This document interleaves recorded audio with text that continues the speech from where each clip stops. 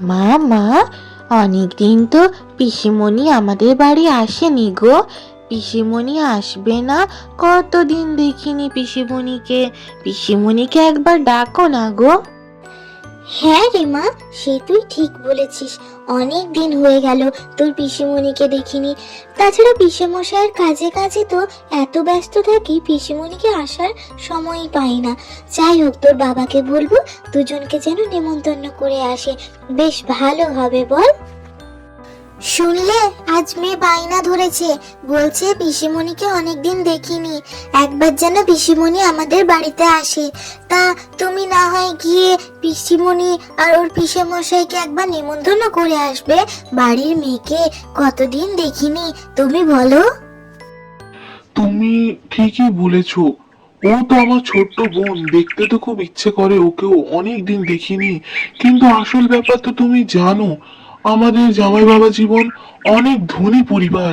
আমাদের এখানে ছোট্ট কুটিরে এসে তার কি ভালো লাগবে? যাই হোক, দেখা হলে নেমন্তন্ন করে আসবো। এইবারে না হয় আমার খাতায় লিখে রাখ, আমি জিনিসপত্রের দাম দিয়ে যাব পরে। আমি তো বুঝতে পারছি মদন দা, কিন্তু কি করব বলো? 4 বারের ধার এখনো বাকি আছে। আমি হলেই দিয়ে দিই, কিন্তু কে এরকম প্রত্যেকদিন ধারে তোমায় জিনিস দেবে বলো দেখি না? যাই হোক, এইবারেরটাও না হয় ধারে লিখে দেব, কিন্তু টাকা পেলে আমার ধারটা শোধ করে দিও মদন দা। এইভাবে আমাকে ঝুলিয়ে রেখো না। ভাই, তুমি তো আমাদের অবস্থা জানো। বোনের বিয়ে দিতে গিয়ে সব টাকা শেষ হয়ে গেছে, পথে নামার অবস্থায়। তাই এই বছর চাষবাস ভালো হলে, কিছু উপার্জন হলেই আমি তোমাকে টাকা ফেরত দিয়ে দেব। তুমি চিন্তা করো না ভাই, আজকের মতো আমাকে চাল ডালটা দাও। তুমি ধারের খাতায় বরং লিখে রেখো, আমি পরে এসে তোমার টাকা দিয়ে যাব। বাড়িতে যতই কফি খাই, কিন্তু এই চায়ের দোকানের চাটা না খেলে যেন মনটা ভরে না।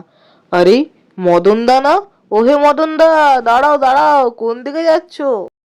ও, জামাই বাবা জীবন, বেশ ভালো হলো তোমার সাথে দেখা হলো। তা ভালো আছো তো?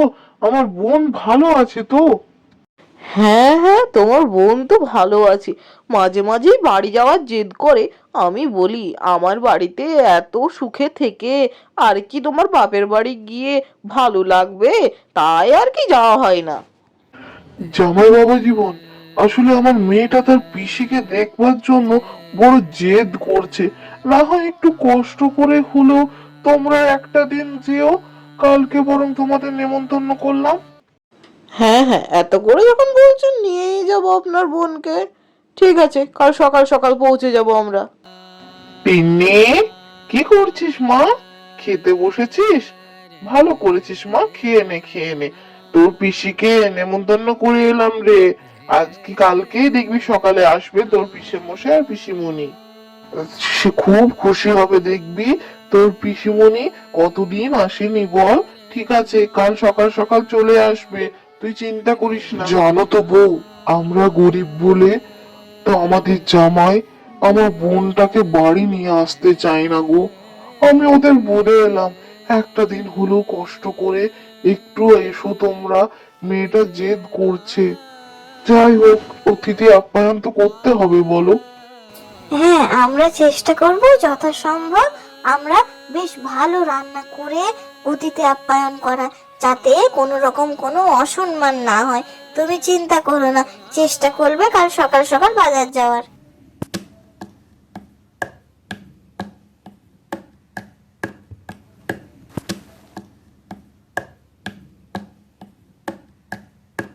ও, তুমি এসে গেছো? তা আজ কাজে থেকে ফিরতে এত দেরি হলো? তো অন্যদিন তো এতখানি দেরি হয় না। যাই হোক, এসো বসো বসো, আমি বরং একটু জল নিয়ে আসি তোমার জন্য।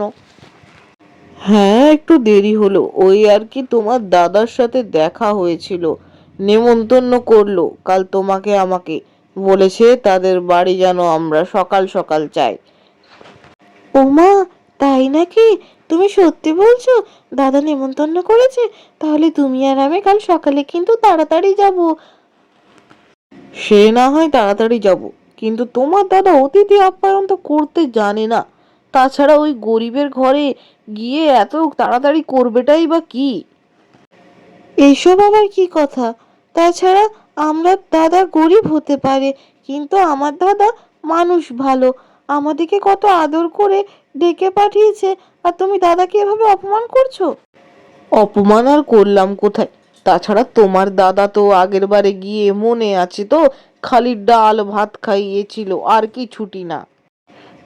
তুমি এসব কথা আমার কাছে বললে ভালো, দাদা বৌদির কাছে যেন না বলো, ওরা কষ্ট পাবে শুনলে।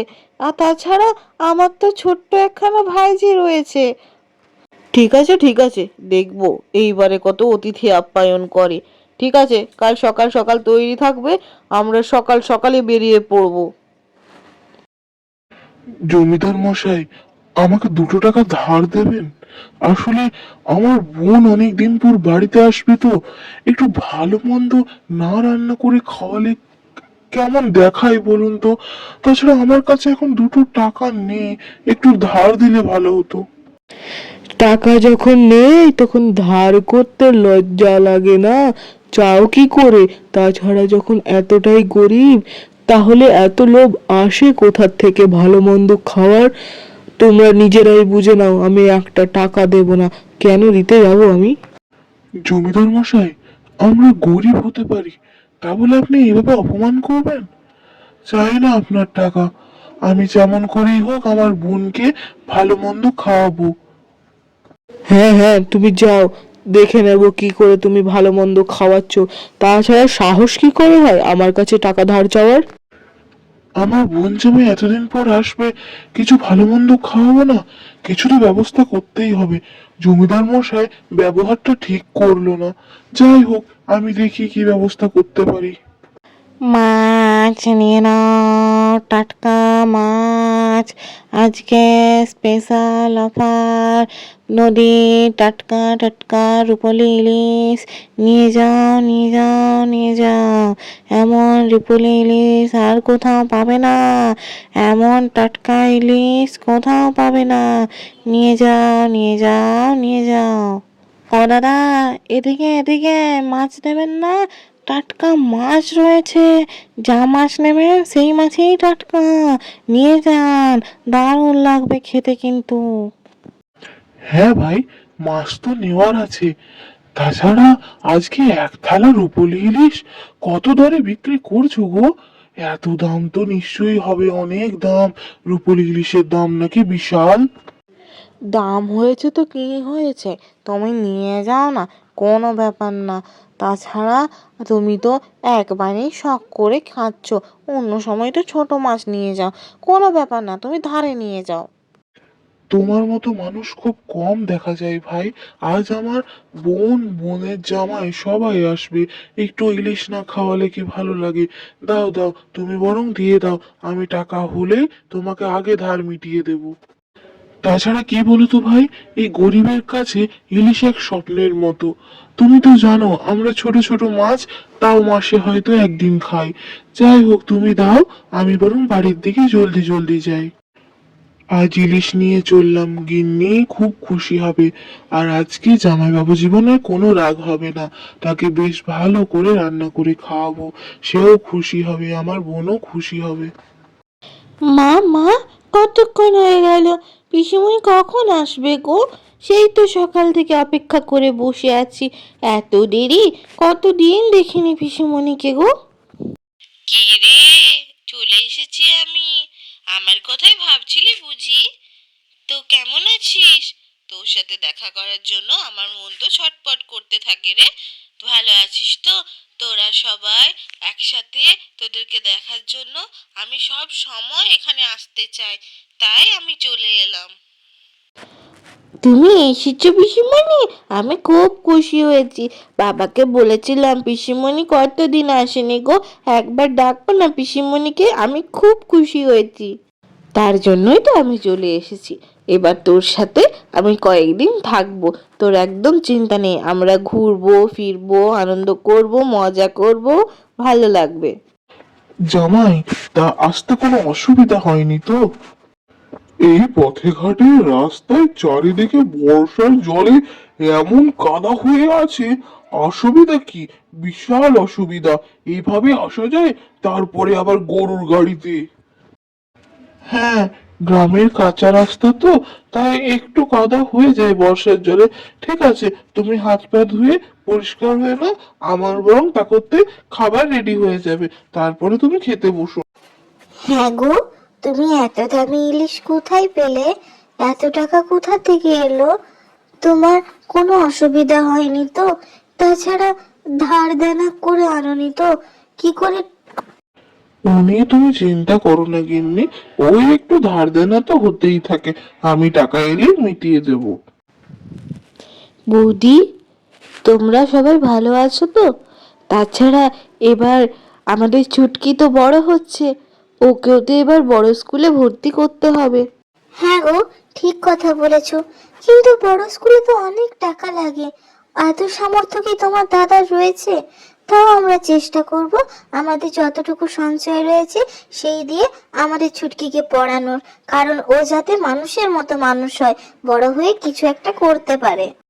হ্যাঁ বৌদি, আগে তো ছুটকিকে ভালো স্কুলে পড়াতে হবে। তাছাড়া আমি তো আছি তোমাদের পাশে, কোনো দরকার লাগলে আমাকে বলবে, আমি নিশ্চয়ই সাহায্য করব।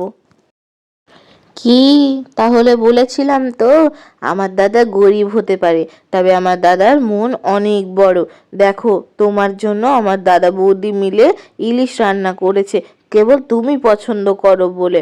দাদাদের সামর্থ্য নাই থাকতে পারে, কিন্তু যতটা রয়েছে সেই দিয়েই তো আমাদেরকে খুশি রাখার চেষ্টা করে।